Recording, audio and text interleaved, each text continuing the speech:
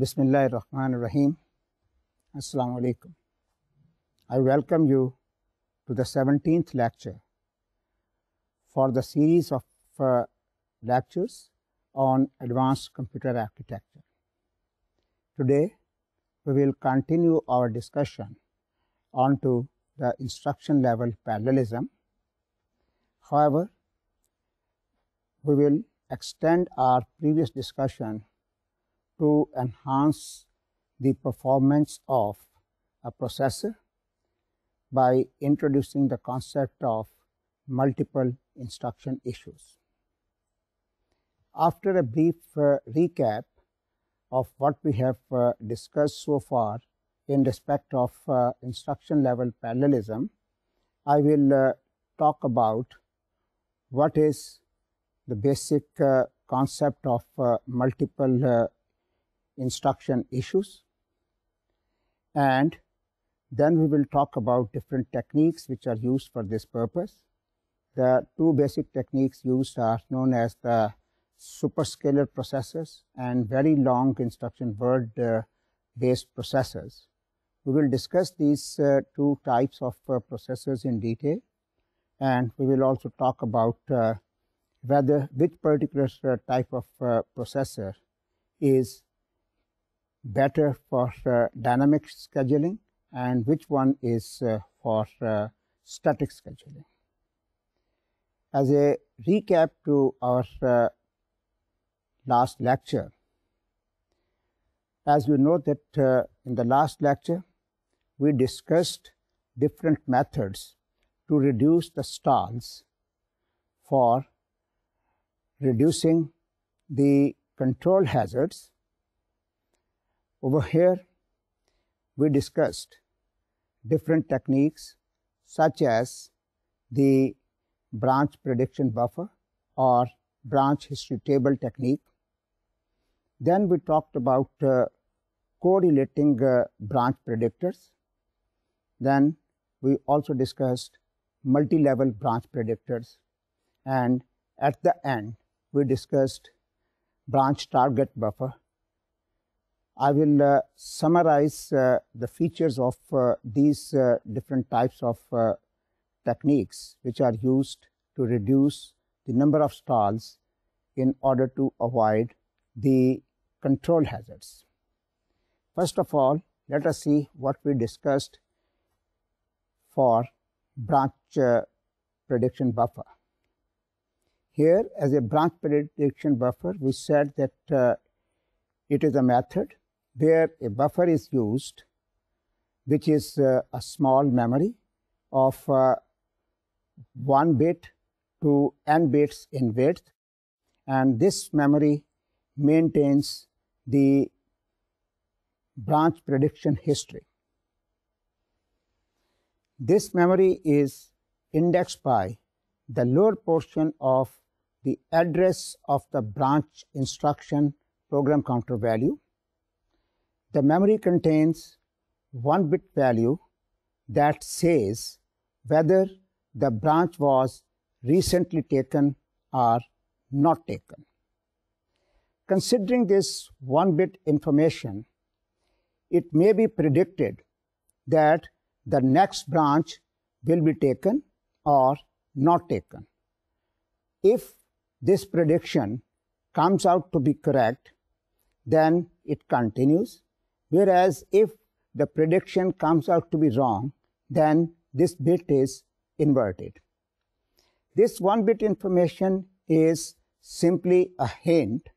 It may or may not be the correct prediction, as this bit may have been changed by some other branch instruction. So the performance shortcoming of 1 bit branch predictor is there, and this shortcoming is overcome by using 2 or more number of branch prediction bits in the memory. Then we talked about the correlating predictors. The correlating predictor, as we discussed last time, is one that considers the behavior of recently executed branch instructions and how it affects the current branch prediction. Here we said that the M most recently branch predictions as taken or not taken are recorded in 2 raised to power m branch history tables for n-bit predictions, where n may be equal to 1, 2, or any number depending upon type of the predictor we are using. Then we talked about the tournament predictor. This tournament predictor, as we discussed earlier, is used for multi-level branch prediction. Multi-level branch prediction means that a program has got nested branches and we have to predict the behavior by providing the information at the local as well as at the global level for the prediction. Now, at the end, we introduced another concept which is known as the branch target buffer. This branch target buffer technique was introduced to reduce the branch penalty by providing the target branch address instead of the address or the program counter value of the branch instruction. Hence, this value is provided at the end of instruction fetch stage. Therefore, the next instruction fetch address is known without any delay. So far, our discussion has been focused to eliminate the data and control stalls to achieve maximum cycles per instruction to a value of 1. So this basically gives the best possible performance.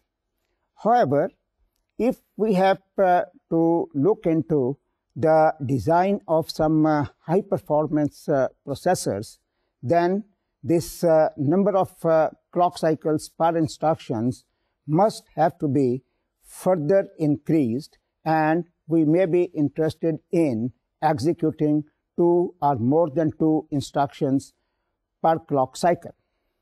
So it is possible only if more than 1 instructions are issued in 1 clock cycle. This concept is known as multiple issue concept.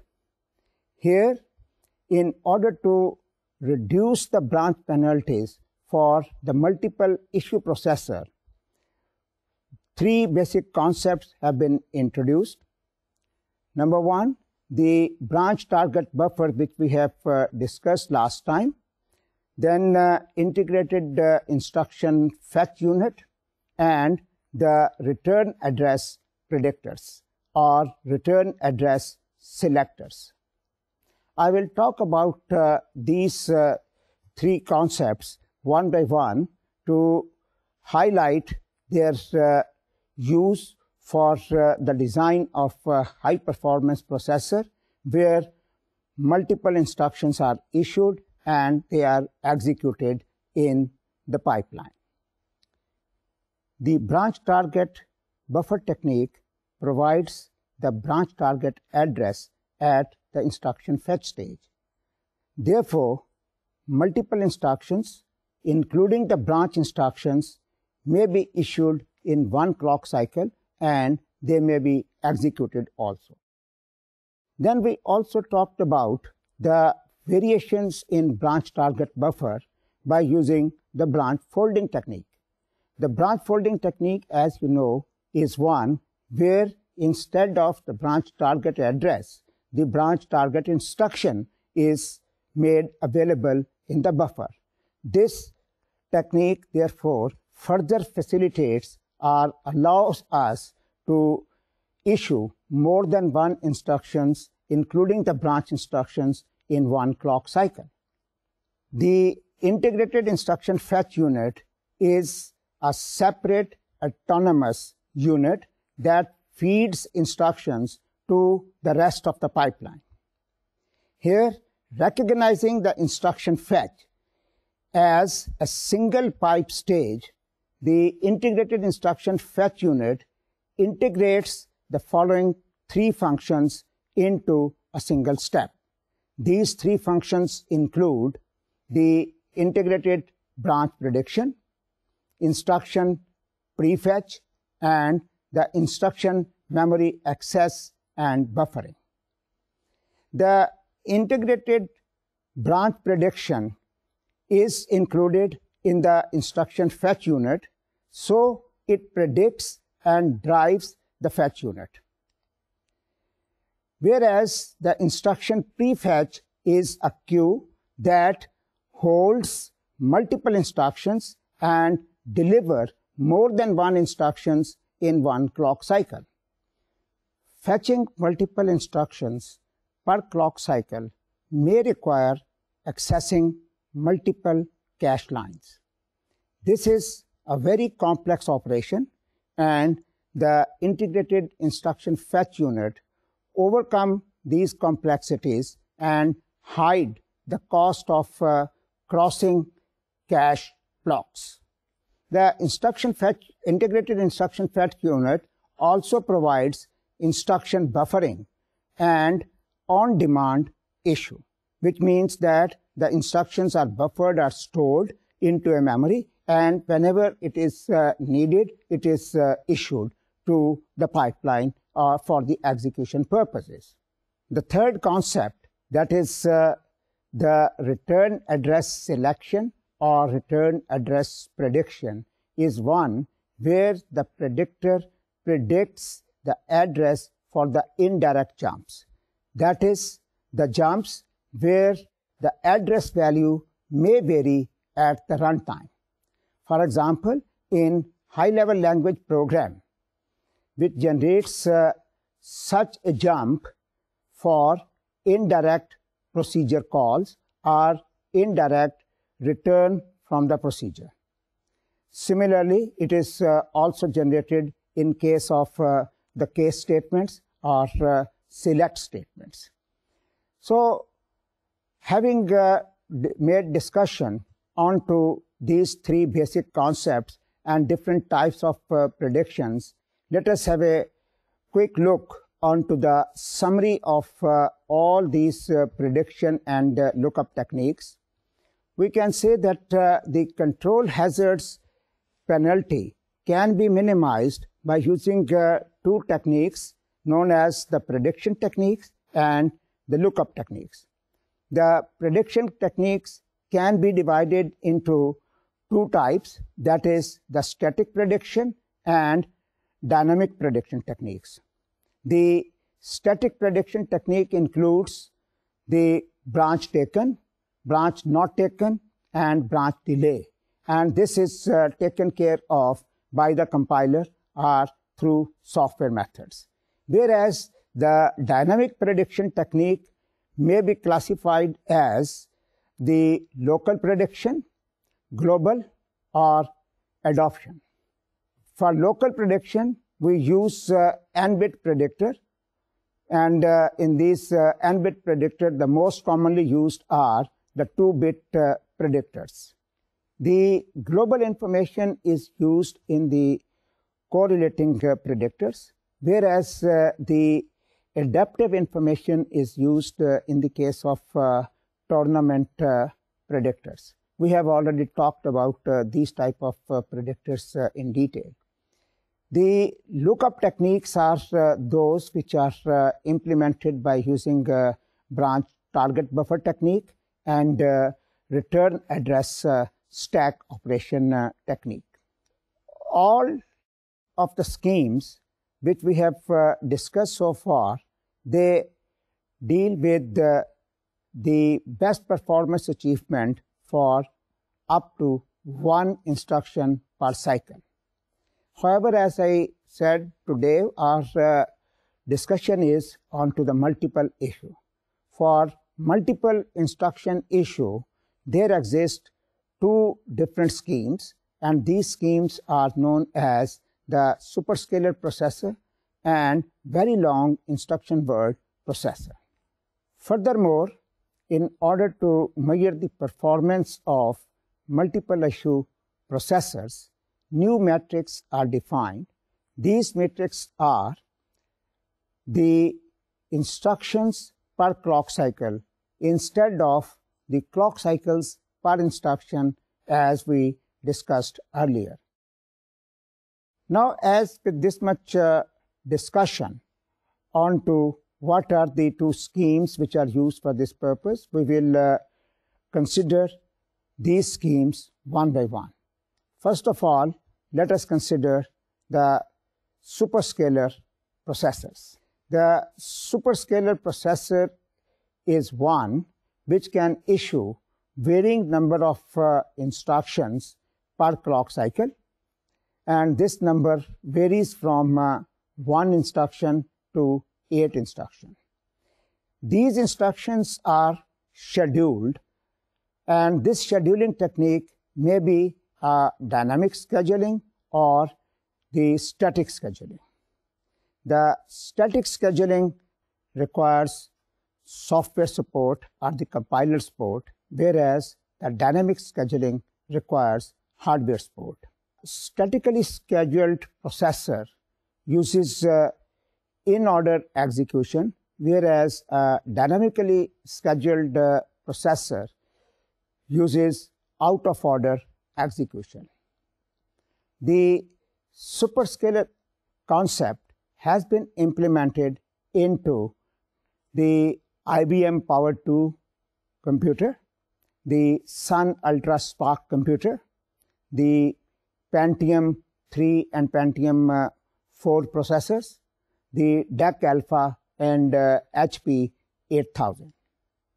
The very long instruction word processor, on the other hand, employs a fixed set of instructions, say 4 to 16 instructions, formatted either as one long instruction word or, as you can see from here, a fixed instruction packet with explicit parallelism among instructions in a set.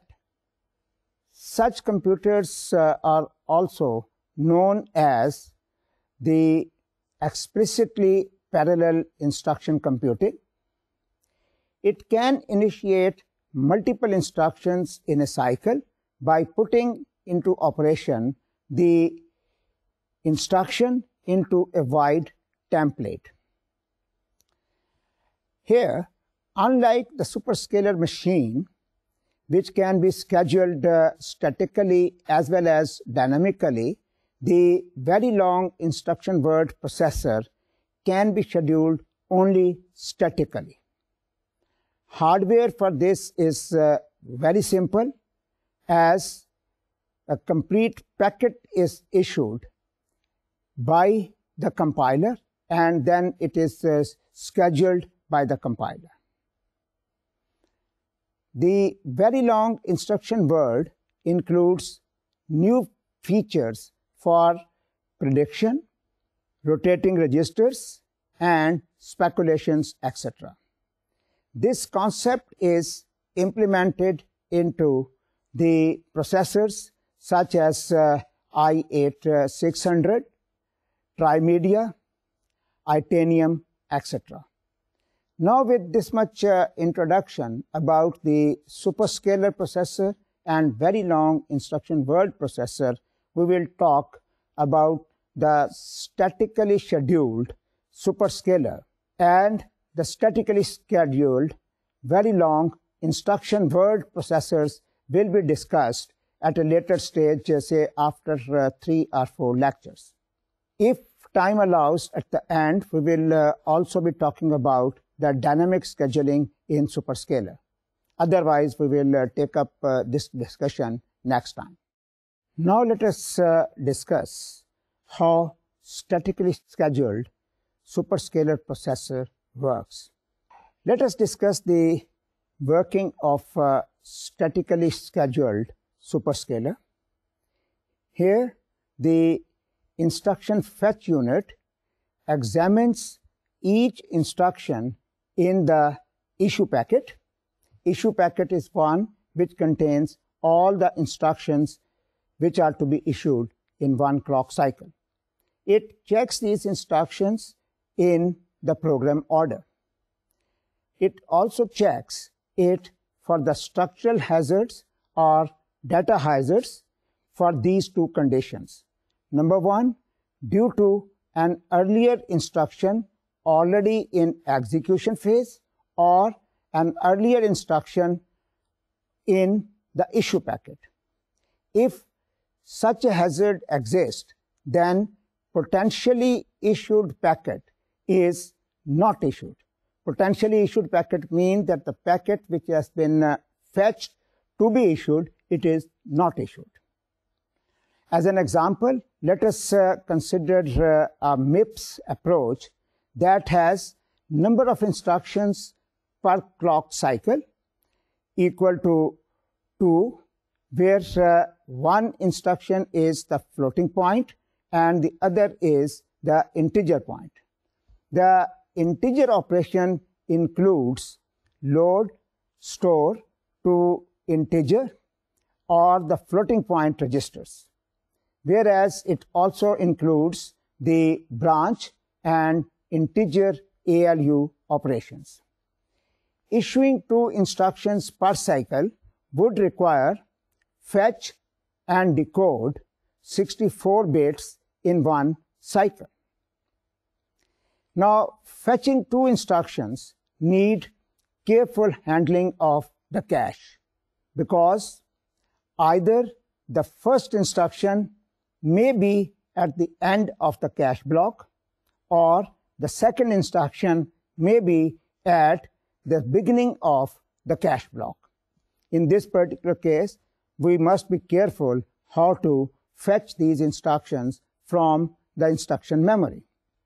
Now, while talking about the hazard detection, we can say that the restriction which we imposed onto our sample superscalar processor, that there is one floating point instruction and one integer instruction, it has made this whole hazard checking process very simple. Here, we simply check the likelihood of hazards between the 2 instructions in the issue packet. If this situation exists, then the simple solution is that treat this hazard as a structural hazard, and it can be removed by using a separate functional point unit and a separate integer unit. However, the only difficulties which may arise in this case are when integer instruction is a floating point, load, store, or move instructions. This type of situation may create contention of the floating point port, and it may create read after write hazard. Now, in order to discuss this in detail, we can look into the next step, that is the issuing step. If placement is not a problem, then fetch and issue is completed in 3 steps. These 3 steps are: number 1, fetch 2 instructions from the cache. Second, determine whether 0, 1, or 2 instructions can be issued. And the third is issue them to the correct functional unit. It is clear now from this example. Here you can see that the instructions will look like as shown in this diagram. Here the integer and floating point instructions are issued at the same time. For simplicity purposes, the integer is shown first and the floating point is shown afterward. Each instruction executes at its own pace in the pipeline. That is, all floating point instructions are add and take 3 cycles to complete.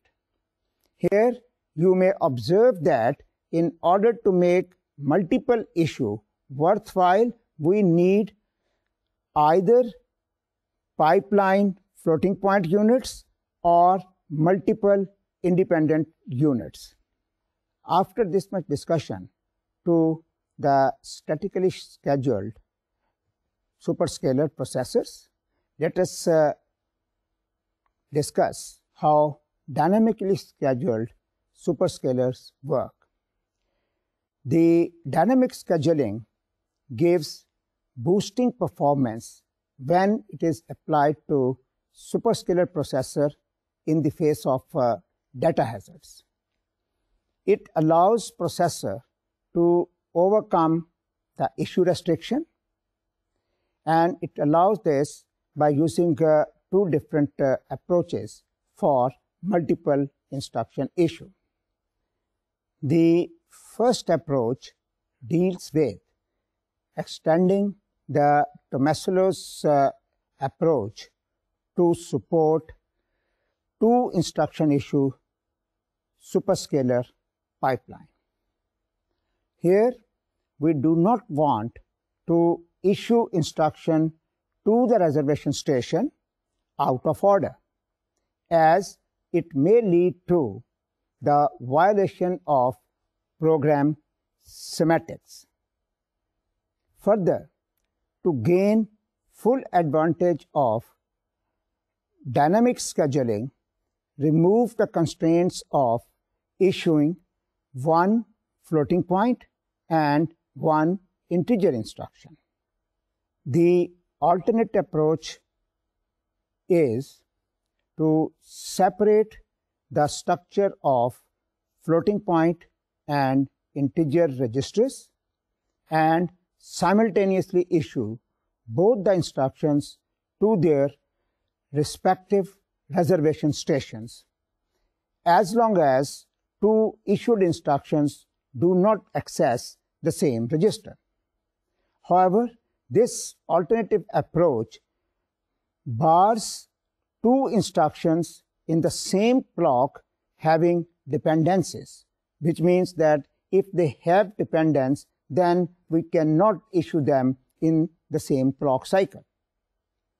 Now let us explore the general scheme of allowing the issue to handle 2 arbitrary instructions per clock. 2 different approaches exist for this purpose in dynamically scheduled processor. The key in both these approaches is assign a reservation station and update the pipeline control. One approach is to run this step, that is assigning the reservation station and updating the control in half a clock cycle, so that 2 instructions can be processed in 1 clock cycle.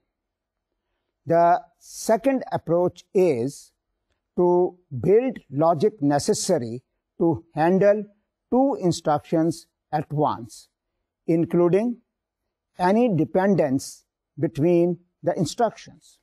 The modern superscalar processors issue 4 or more instructions per clock cycle and often include both the approaches.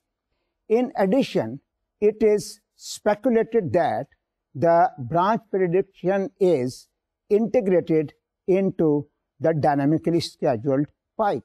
This is referred to as the hardware-based speculation. This method we will talk about next time. Today we will consider this dynamic scheduling with the help of 2 examples. Let us consider a most general 2-issue dynamically scheduled processor and see how a simple loop which we considered for single issue Tomasello execute on this processor. This example we also considered last time. Recall that our example loop adds a scalar in F2 to each element of a vector in memory. Here in this loop, the first three instructions are the load, add, and store, whereas the fourth and fifth instructions are used to take a decision for the branch. Let us create a table showing when each instruction issues begins execution and write its results to common data bus for first three iterations using two issue version of the Tomasello pipeline using single issue processor, which we have already discussed. For this example, we assume that both floating point and integer operation can be issued on every clock cycle, even if they are dependent. One integer functional unit is used for both arithmetic and logic operations and effective address calculation, and a separate pipeline floating point functional unit is used for each operation type. We also assume that issue and write result take one clock cycle, and there is a dynamic branch prediction hardware and a separate functional unit to evaluate the branch condition exist in this case. There is one clock for integer ALU, two clock cycles for load, and 3 cycles for floating point add instructions. Now let us have a look onto this table and see how it is making use of different functional units available at different clock cycles. Here the loop is unbounded for 3 iterations, so there are 15 instructions to be issued. Instructions are issued in pairs when possible. As you can see over here, the first load and add are issued in one clock cycle, then store and add double word immediate in one clock cycle, whereas only one instruction, that is branch if not equal, is issued in one clock cycle, as it is the last instruction of the loop. The loop continues to fetch and issue a new loop iteration every 3 cycles. Thus, sustaining one iteration every 3 cycles would lead to the instruction per cycle of 5 divided by 3. 5 instructions and 3 cycles which are required for this purpose. This results in a value equal to 1.67. Whereas the instruction execution rate, however, in this case is lower. By looking into the execution stage, you can see that the sustained instructions completion rate is 15 divided by 16. That is 15 instructions execute in 16 cycles. This gives the instruction completion rate of 0.94. Assuming that the branches are perfectly predicted, the issue unit will eventually fill all the reservation stations and will stall. Here, notice that the write result stage does not apply either to branches or stores, since they do not write any register. Here we assume that the result is written to the common data bus at the end of the cycle in which it is available. As you can see over here, for load and store instruction, the execution is effective address calculation. For branch, the execute cycle shows when the branch condition can be evaluated and the prediction is checked. Any instruction following the branch cannot start execution until after the branch condition has been evaluated. Here in this particular case, we assume one memory unit, one integer pipe, and one floating point header. Here you can see that if two instructions could use the same functional unit at the same point, priority is given to the older instruction. Load of the next iteration performs its memory access before the store of the current iteration. Now let us see how different resources are being used in this example. For this purpose, let us have a look onto this table. Here you can see that the entries in each box show the opcode and iteration number of the instructions that uses the functional unit, heading the column at the clock cycle corresponding to the row. Only a single common data bus is actually required, and this is shown in this table. Here we can notice that the throughput improvement is small because there is only one floating point operation per iteration. Thus, the integer pipeline becomes a bottleneck because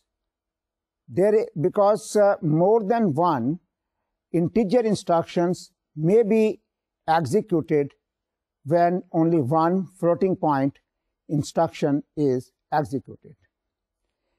Now let us consider another example with the two-issue version of the Tomasello pipe to overcome this problem.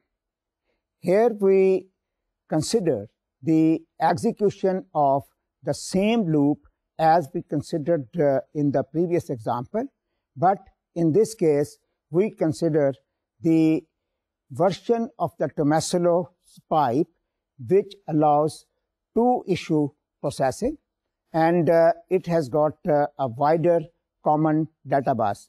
Here in this case we have got two data buses instead of one common data bus which was used in our previous example. The detailed design of this improved version of the Tomasello pipe we will discuss next time. However, here we will create a table showing when each instruction issues, it begins execution, and write result for dual issue of the Tomasello pipe. In this particular case, we assume that there are separate integer functional units for the effective address calculation and arithmetic and logic operation. We also use the wider common data bus, which is implemented by using two common data buses. Let us have a look onto the following table that shows activities in different clock cycles for 3 iterations. Here in this table, the improvement in the performance is quite obvious. The loop executes in 5 clock cycles is less, that is, it is having 11 execution cycle versus 16 execution cycles in the earlier version. In this example, the completion rate is 10 divided by 11, which is equal to 0.90 as compared to the completion rate of 0.94 in the previous example. So this gives an improvement in the performance. However, the cost of this improvement is a separate address header and some logic and some additional common data buses. So with this much discussion, we have found that in the dynamically scheduled superscalar processor, we can handle multiple issues in a better manner by using some changes or modifications in the Tomasello hardware which we discussed earlier.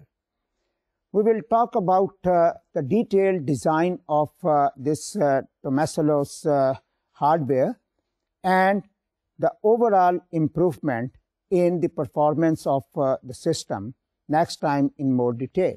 So today I will end over here with the discussion on to what are superscalar processors, what are very long instruction word processors, and how the superscalar processors can be implemented and used for static scheduling and while using dynamic scheduling.